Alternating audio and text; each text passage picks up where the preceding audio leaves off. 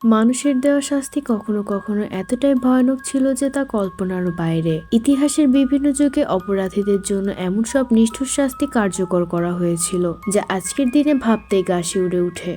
এগুলোর মধ্যে কিছু শাস্তি ছিল অত্যাচারের চূড়ান্ত রূপ, আবার কিছু ছিল জনসমকক্ষে ভয় ধরানোর অস্ত্র।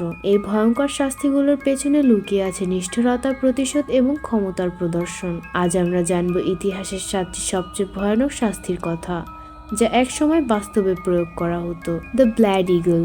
মধ্যযুগের স্ক্যান্ডিনেভিয়ান ভাইকিং যোদ্ধারা ছিল নিষ্ঠুর ও ভয়ঙ্কর, আর তাদের দেওয়া শাস্তিগুলোর মধ্যে অন্যতম ভয়াবহ ছিল ব্ল্যাড ইগল। এটি শুধু মৃত্যুদণ্ডই ছিল না, বরং শত্রুর প্রতি চরম নিষ্ঠুর প্রতিশোধ নেওয়ার একটি নৃশংস পদ্ধতি। এই শাস্তি এতটাই ভয়ঙ্কর ছিল যে এটি শুধুমাত্র বিশেষ অপরাধীদের জন্য সংরক্ষিত ছিল, যেমন বিশ্বাসঘাতক, রাজদ্রোহী বা কোনো নিষ্ঠুর শত্রু। ব্ল্যাড ইগল ছিল একটি অত্যন্ত নিষ্ঠুর এবং ভয়ঙ্কর শাস্তির পদ্ধতি যা ভাইকিংরা ব্যবহার করত।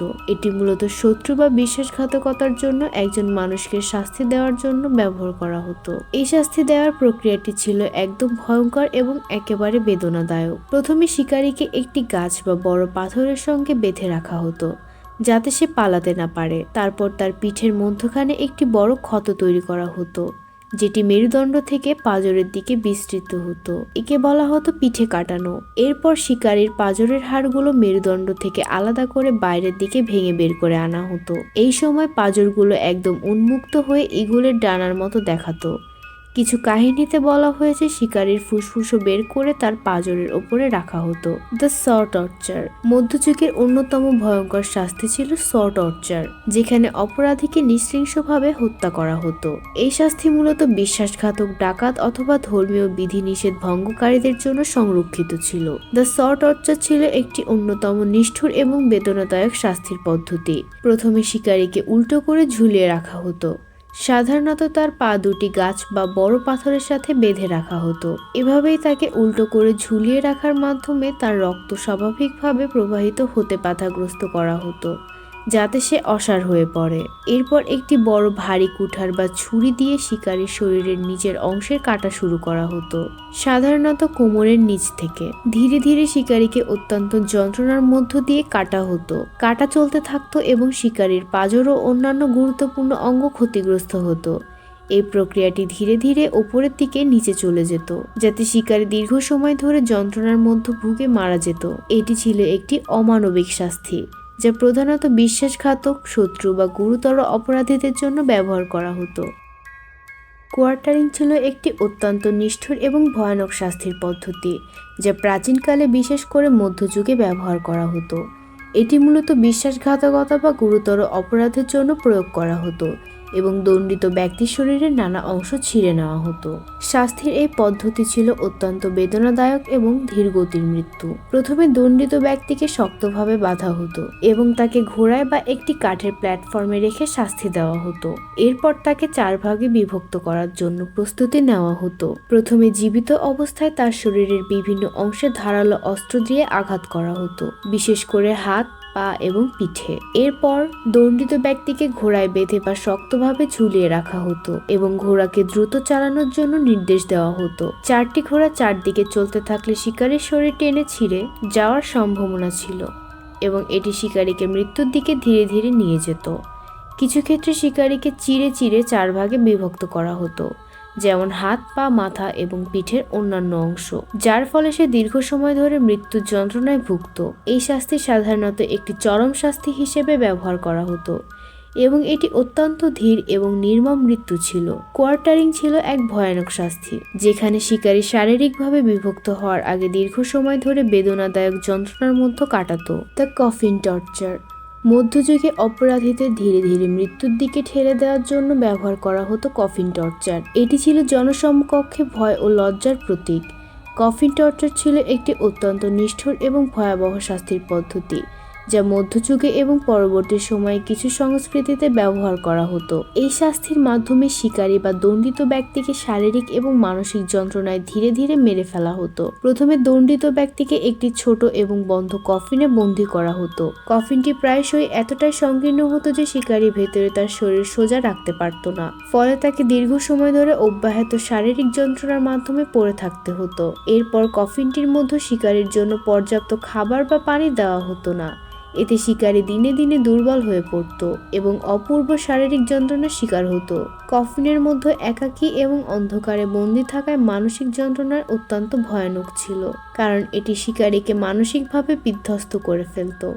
কিছু কফিনে ক্ষুদ্র গর্তও থাকতে পারত, যা দিয়ে শিকারীর শ্বাস প্রশ্বাস গ্রহণের জন্য পর্যাপ্ত বাতাস আসত, তবে সেগুলি এতটাই ছোট ছিল যে তা কেবল শারীরিক যন্ত্রণার মাত্রাকে আরও বাড়িয়ে দিত।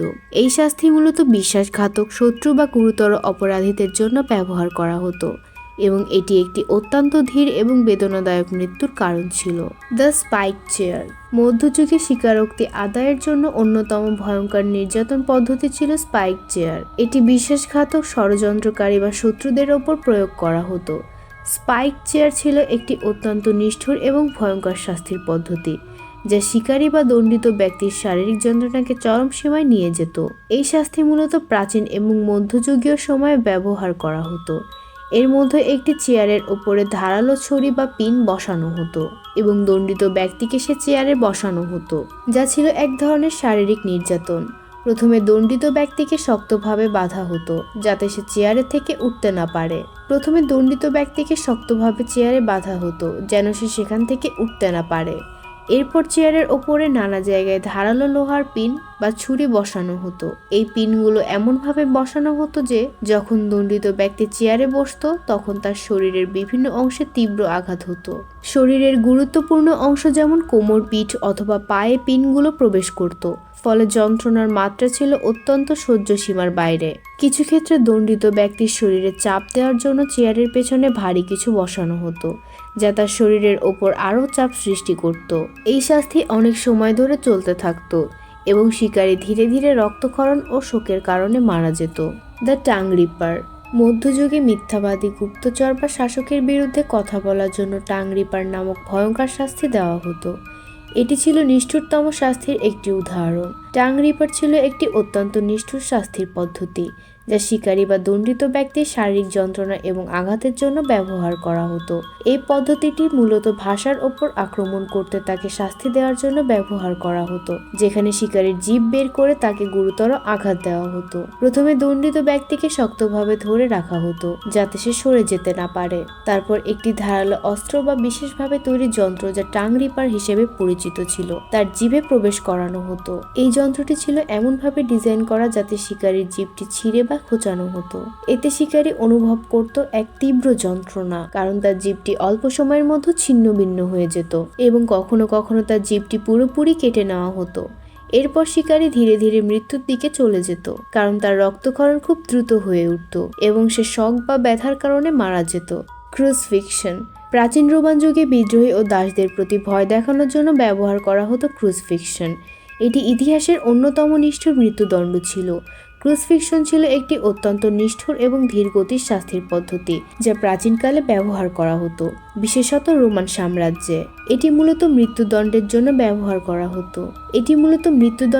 ব্যবহার হলেও অনেক সময় এটি শারীরিক অত্যাচার এবং মানসিক যন্ত্রণার মাধ্যমে শিকারীকে ধীরে ধীরে হত্যা করার পদ্ধতি ছিল। শাস্তিটি ছিল অত্যন্ত বেদনাদায়ক এবং সময় সাপেক্ষ। প্রথমে দণ্ডিত ব্যক্তিকে কঠোরভাবে বাঁধা হতো, সাধারণত হাত পা বেঁধে। এরপর তাকে একটি ক্রুসের সামনে নিয়ে যাওয়া হতো, যেখানে তাকে তার হাত এবং পা বিশেষভাবে সেটে রাখা হতো। দণ্ডিত ব্যক্তির হাত দুটি সাধারণত ক্রুসের দিকে ছড়িয়ে রাখা হতো। তারপর তার হাত এবং পা ক্রুসের কাঠের নখ দিয়ে ঢুকিয়ে দেওয়া হতো, যার মাধ্যমে তার শরীরের বিভিন্ন অংশে অত্যন্ত যন্ত্রণা সৃষ্টি হতো এবং অঙ্গ প্রত্যঙ্গগুলো ধীরে ধীরে অবশ হয়ে পড়ত। এই শাস্তি সাধারণত অনেক ঘন্টা বা দিনের পর দিন চলতে থাকতো এবং দণ্ডিত ব্যক্তি ধীরে ধীরে রক্তক্ষরণের কারণে মারা যেত। রোমানরা এই শাস্তির মাধ্যমে শত্রু বা বিশ্বাসঘাতকদের শাস্তি দেওয়ার জন্য ব্যবহার করত।